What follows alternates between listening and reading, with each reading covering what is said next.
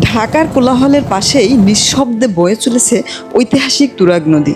ভোরের নরম আলো আর কুয়াশায় নদীর বুকে তৈরি হয় এক অপূর্ব দৃশ্য। দিন শুরু হওয়ার আগেই জেলেরা নৌকা নিয়ে নেমে পড়ে নদীতে। এই নদী তাদের জীবিকা, তাদের আশা আর প্রতিদিনের সংগ্রামের গল্প। অভিজ্ঞ হাতে জাল গুছিয়ে ধীরে ধীরে ছুড়ে দেয় নদীর পানির গভীরে। নদীর ঢেউয়ের সঙ্গে জাল ছড়িয়ে পড়ে, শুরু হয় অপেক্ষা। চারপাশে শুধু নদীর শব্দ, পাখির ডাক আর বাতাসের ছোঁয়া। প্রকৃতির সঙ্গে মিশে যায় মানুষের শ্রম আর ধৈর্যের গল্প। কিছুক্ষণ পর জাল টেনে তোলা হয়।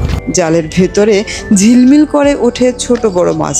সেই মুহূর্তেই ফুটে ওঠে জেলের মুখে হাসি। সূর্য একটু উপরে উঠতেই নৌকা ঘাটের পথে ফিরে যায়। এই নদী, এই মাছ ধরা শুধু পেশা নয়, এটি নদী পাড়ের মানুষের জীবন আর সংস্কৃতির অংশ।